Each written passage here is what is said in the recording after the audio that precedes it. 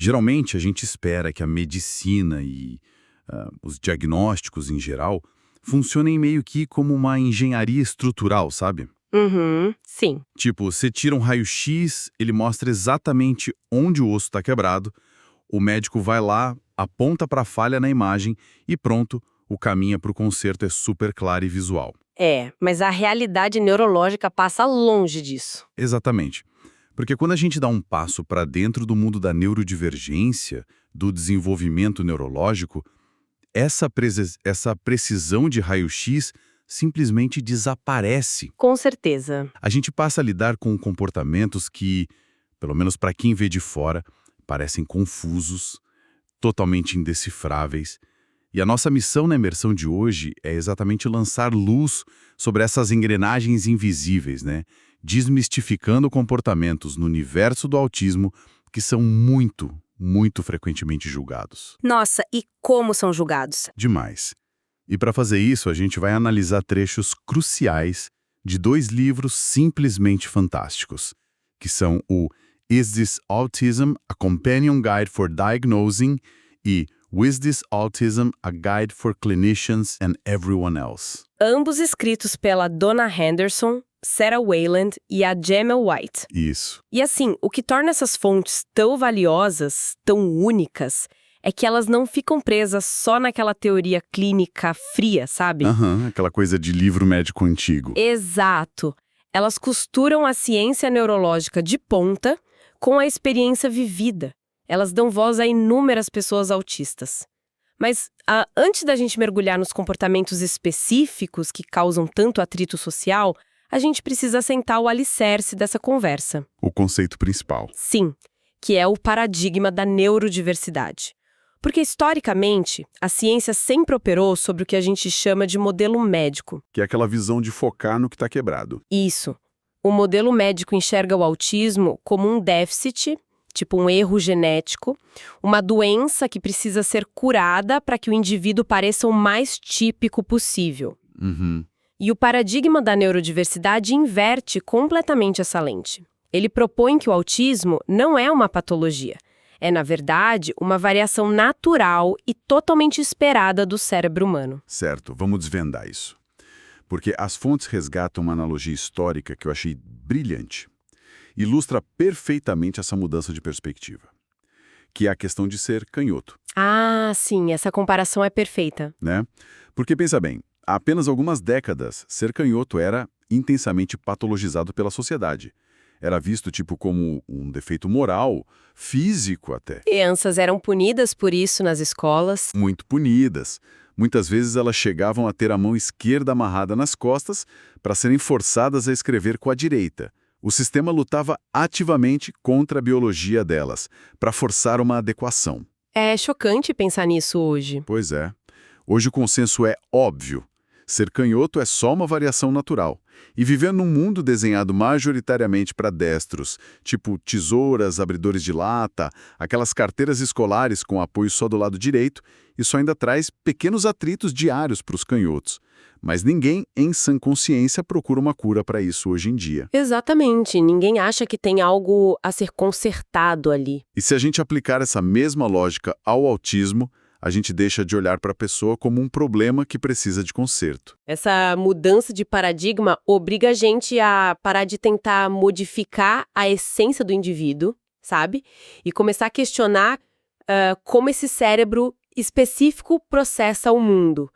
E mais importante ainda, como a gente pode ajustar o ambiente ao redor para oferecer o suporte que ele precisa. E se o autismo é essa variação natural, a forma como ela se expressa fisicamente no dia a dia é o que gera os maiores mal-entendidos, eu acho. Com certeza. O que nos leva ao nosso primeiro grande ponto hoje, a verdadeira função dos comportamentos repetitivos, o famoso steaming. O steaming, sim. Porque a cultura pop, tipo os filmes de Hollywood, Rain Man, eles engessaram a visão da sociedade, criaram um estereótipo super rígido de que steaming é só alguém balançando o tronco para frente e para trás, ou agitando as mãos, o famoso flapping. Mas os relatos que a gente lê nessas fontes revelam que a realidade é infinitamente mais vasta e muitas vezes totalmente invisível. O leque que os autores descrevem vai muito além desse estereótipo clássico. Eles definem o stimming como qualquer comportamento motor, uso de objetos ou padrão de fala que seja de natureza repetitiva ou idiosincrática. Dá um exemplo de como isso foge do comum. Bom, pode assumir a forma de pacing, que é andar de um lado para o outro incessantemente num cômodo, pode se manifestar através da ecolalia. Que é a repetição de palavras, certo? Isso, a repetição audível ou até mental de sons, palavras ou frases que a pessoa acabou de ouvir ou que ela guarda na memória. E detalhe, não como uma forma de comunicação com os outros, mas de regulação interna. Nossa, e as fontes detalham comportamentos ainda mais surpreendentes. Tem relatos de pessoas autistas que usam a categorização e a criação de listas super detalhadas como um mecanismo de regulação. Listas mentais ou físicas? Sim, tipo, alguém pode construir planilhas ultra detalhadas catalogando cada rei medieval da Europa, ou especificações técnicas de trens de carga. Tem também comportamentos que geram dor, mas que a pessoa simplesmente não consegue evitar, tipo arrancar compulsivamente a pele ao redor das unhas. É o chamado skin picking. Mas olha, o que mais me chamou a atenção foi um relato de um adulto autista que descreveu um STEAM completamente oculto. Ah, o de bater os dentes. Esse mesmo. Ele tem o hábito de tatear e bater levemente os próprios dentes, no ritmo compassado de uma música que só toca na cabeça dele. É incrível isso. É uma vibração tátil e acústica que reverbera pelo crânio. É invisível para quem está de fora conversando com ele, mas ele diz que é essencial para a concentração dele. E o que é fascinante aqui é destrinchar justamente essa mecânica neurológica por trás dessas ações. Porque, assim, quando um observador casual vê alguém estalando os dedos repetidamente, a reação instintiva da nossa sociedade é rotular aquilo. Falam que é um tique sem sentido. Exato, ou falta de modos. Mas a ciência clínica e a experiência vivida dessas pessoas convergem para provar que essas ações são, na verdade, reguladores do sistema mestre do corpo. Não tem nada de aleatório. Nada. Elas têm funções adaptativas críticas. Elas servem para aliviar estresse extremo, manter o foco em ambientes muito caóticos, dissipar a energia acumulada e lidar com sobrecarga sensorial. Tem uma citação de uma pessoa autista no livro, a Esmeralda, que é muito cirúrgica. Ela descreve os comportamentos repetitivos literalmente como analgésicos, usados para acalmar um sistema nervoso que está em curto-circuito. Mas espera aí, deixa eu fazer o papel do advogado do diabo aqui. Claro, manda. E quanto a uma pessoa que não está no espectro? Porque, tipo, se eu tô preso num engarrafamento gigante e começo a balançar a perna compulsivamente, ou se alguém passa uma reunião tensa inteira roendo a tampa de uma caneta, de puro nervosismo, a gente não está falando exatamente do mesmo mecanismo? Olha, a comparação faz todo sentido, porque todos os seres humanos utilizam mecanismos de autorregulação. Ninguém é imune ao estresse. Aqui é onde a coisa fica realmente interessante. Qual é a linha que divide as duas coisas, então? A grande diferença, o que separa o roer de caneta de uma pessoa neurotípica do stimming de uma pessoa autista, está na intensidade, na frequência e principalmente na necessidade de sobrevivência neurológica. Sobrevivência neurológica. Sim. Para um cérebro não autista, o balançar da perna dissipa uma tensão momentânea. Leve. Se alguém pedir para você parar de balançar a perna na reunião, você para.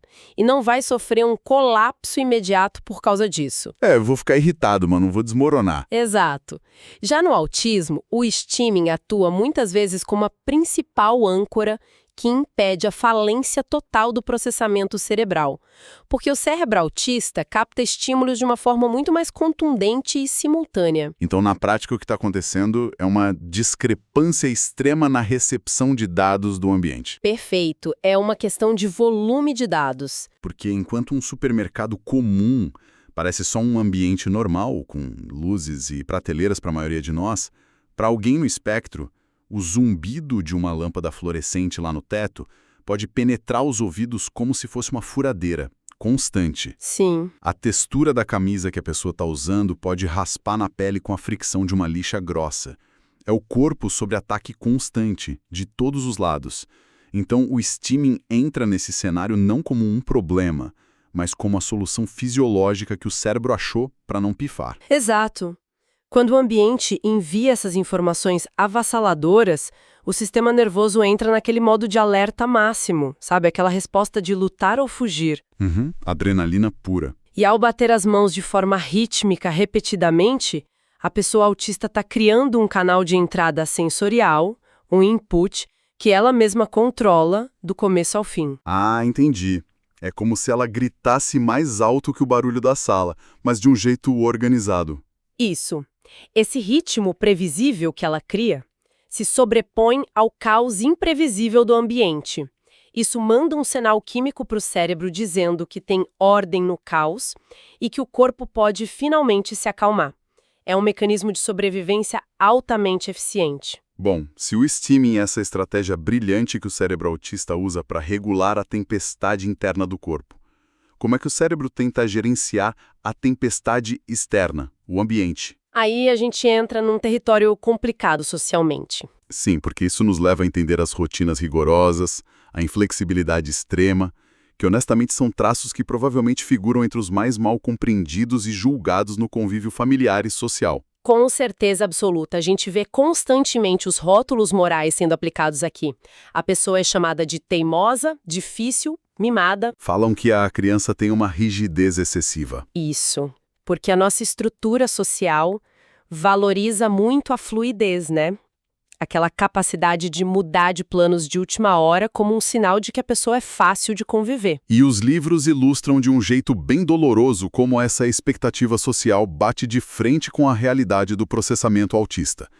Tem exemplos angustiantes lá, tipo uma crise de choro excruciante que foi desencadeada simplesmente porque a pizzaria favorita alterou um pouquinho a receita do molho de tomate. Sim. Ou a necessidade de comer o mesmíssimo sanduíche, preparado exatamente da mesma forma, todos os dias, no mesmo horário. Para quem vê de fora, parece só pirraça. Exato. Para um olhar leigo, sem o contexto neurológico, parece uma recusa infantil em ceder. Mas o que está acontecendo sob o capô cerebral durante esses episódios? Se conectarmos isso a um cenário mais amplo, a gente está falando diretamente sobre a economia da função executiva. E sobre diferenças muito radicais no modo de processar as informações ao redor. Função executiva, que é meio que o gerente do nosso cérebro, né? Isso mesmo. A função executiva funciona como o administrador central. É a bateria de energia mental que a gente usa para planejar ações, mudar um foco de uma tarefa para outra, tomar decisões e calcular rotas alternativas quando imprevistos acontecem. E o ponto revelado pelas pesquisas é que o cérebro autista gasta essa bateria executiva muito mais rápida. Sim, numa velocidade brutal. E isso acontece por causa de algo que a ciência chama de processamento de baixo para cima. Vamos detalhar bem essa diferença de processamento, porque eu acho que ela muda completamente a perspectiva de quem está ouvindo. Como funciona o nosso padrão? O processamento de cima para baixo, que é o das mentes não autistas. O processamento de cima para baixo é basicamente um mecanismo automático de filtragem de contexto. O cérebro neurotípico usa as experiências do passado para identificar padrões super rápido e descartar o que é irrelevante. Dá um exemplo do dia a dia. Se uma pessoa não autista entra numa lanchonete pela primeira vez, o cérebro dela já acessa aquele conceito pré-estabelecido de lanchonete na memória. Você já sabe o que esperar. Exato, então automaticamente ela ignora a textura do piso, a cor das luminárias no teto ou a conversa embolada do pessoal na mesa ao lado. Ela foca a energia mental só em ir até o balcão e olhar o menu. O gasto de energia é mínimo. Entendi. E o processamento de baixo para cima que opera tão intensamente no cérebro autista faz exatamente o oposto disso, né? O absoluto oposto. Ele não usa esse filtro de contexto para pular etapas, ele constrói o ambiente tijolo por tijolo perceptivo, detalhe por detalhe todas as benditas vezes. Sim, é exaustivo. Ao entrar nessa mesma lanchonete, esse cérebro capta e processa ativamente a luz cintilante do letreiro, o padrão milimétrico dos azulejos, o som da máquina de café expresso, o cardápio e o tom de voz do atendente com a exata mesma importância. Tudo tem o mesmo peso cognitivo, não tem hierarquia de estímulos, tudo é processado ao mesmo tempo. Então imagina o volume colossal de energia mental, de bateria, da função executiva que é necessária para calcular cada novo ambiente e cada pequena mudança de cenário ao longo de um único dia. é um gasto astronômico. Nossa, sim. Portanto, quando a pessoa autista exige seguir rotinas milimetricamente iguais, ela não está sendo teimosa. Ela está implementando uma estratégia sofisticadíssima de economia de energia. O que dá um peso muito, muito real ao relato do Peter B. Ah, sim. O Peter é ótimo. Ele é um dos adultos autistas citados nas fontes. E ele descreve as mudanças de planos repentinas ou os eventos espontâneos como um lance de dados. E que, na vasta maioria das vezes, esses lances culminam em crises de estresse profundas para ele e desgastam os relacionamentos. Sim, porque tira o chão dele. Ele conta que escolhe almoçar o mesmo prato rigorosamente todos os dias, não por ter um paladar chato ou uma vida monótona. É para não queimar um único pingo da sua preciosa reserva de função executiva decidindo o que comer. Ele precisa guardar essa bateria mental para as coisas vitais do dia. Tipo, trabalhar ou conseguir interagir com as pessoas. Esse relato elucida a pura matemática da sobrevivência neurodivergente. A inflexibilidade é, na verdade, um escudo proativo contra a sobrecarga. Porque, num universo que se apresenta para eles como imprevisível e caótico por padrão, manter elementos fixos não é frescura, é uma tática de autopreservação. Então, o que tudo isso significa? Na prática, insistir em seguir a exata mesma rota para o escritório todo dia, ou organizar os passos do banho numa sequência que não pode mudar, não é capricho. É a construção do que a gente poderia chamar de ilhas de previsibilidade. Ilhas de previsibilidade, perfeito. No meio de um oceano avassalador de caos sensorial. Essas ilhas reduzem o ruído constante e oferecem aquele espaço onde o cérebro pode só existir, sabe? Sem ter que computar cada variável do universo a cada segundo. E essa compreensão, honestamente, deveria remodelar completamente a atitude de educadores, chefes, das próprias famílias. Com certeza. Exigir que uma pessoa autista seja um pouco mais flexível diante de pequenas mudanças, sem um aviso prévio, sem suporte, é basicamente arrancar o chão de proteção neurológica dela. A transição tem um custo altíssimo e o respeito a essas ilhas de previsibilidade é fundamental para a saúde dessa pessoa. E entender essa importância vital tanto da previsibilidade quanto do steaming coloca a gente diante da face mais sombria da vivência neurodivergente, eu acho. O masking? Sim, porque agora a gente sabe que essas ações são escudos para proteger o cérebro. Mas o que acontece quando a escola, o ambiente de trabalho, proíbem essas ferramentas? É aí que o colapso começa. O que acontece quando a sociedade impõe regras do tipo: não balanceie as mãos, olhe nos meus olhos enquanto eu falo com você, haja naturalmente, para de ser tão preso à rotina? Isso desencadeia esse processo que a literatura chama de camuflagem, ou masking. A camuflagem é aquele esforço consciente e absurdamente exaustivo que o indivíduo neurodivergente faz para suprimir os próprios instintos e substituir isso pela imitação de comportamentos neurotípicos. O famoso tentar se encaixar. Isso. O objetivo prático de quem faz isso é passar despercebido, né? Evitar bullying na escola, manter o emprego, conseguir alguma aceitação social básica. Mas o pedágio interno que o corpo e a mente pagam por essa adaptação é esmagador. Para a gente tentar dimensionar o esforço cognitivo que isso exige, os autores do livro propõem um experimento mental que eu achei sensacional. Eles chamam de Terra de Flurby. Esse experimento é brilhante para gerar empatia. Muito. Pensa o seguinte: imagina que um grupo de pessoas não autistas tenha que se mudar para um país com regras sociais diametralmente opostas às nossas. Lá na Terra de Flurby, fazer contato visual direto é considerado uma grosseria imperdoável, próprio ombro direito. Imagina ficar monitorando isso o tempo todo. E piora. Em paralelo a isso, o barulho nas ruas é de 100 decibéis o tempo todo. A temperatura dentro do escritório é sempre mantida em 40 graus. Um inferno sensorial. E o detalhe mais sádico do experimento: você precisa agir com total naturalidade o dia inteiro. Você tem que entregar os relatórios no trabalho, socializar na hora do cafezinho, sorrir, sem jamais deixar transparecer que está desconfortável ou confuso com aquelas regras malucas. Essa exaustão que qualquer um sente só de imaginar esse cenário É a realidade cotidiana de muitas pessoas no espectro autista. O mundo neurotípico opera de um jeito que parece a terra de flúrbe para eles. A camuflagem exige que um processo cognitivo gigante fique rodando lá no fundo da mente o tempo todo, só para policiar o próprio corpo, garantindo a execução de regras alienígenas enquanto a pessoa tenta, sei lá, focar numa planilha do trabalho. E a consequência física de bloquear essas necessidades regulatórias do corpo é descrita no livro com umas analogias muito precisas. O livro compara a supressão dos Timin a andar com um tornozelo quebrado. Essa imagem é muito forte. Né?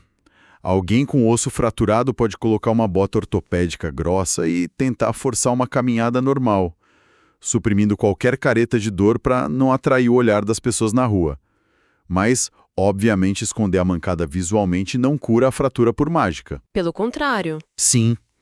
Continuar pisando com o tornozelo quebrado só aumenta o dano lá dentro. E os relatos nas fontes sobre essa supressão são, assim, viscerais. Impedir o corpo de se regular cria uma angústia muito aguda.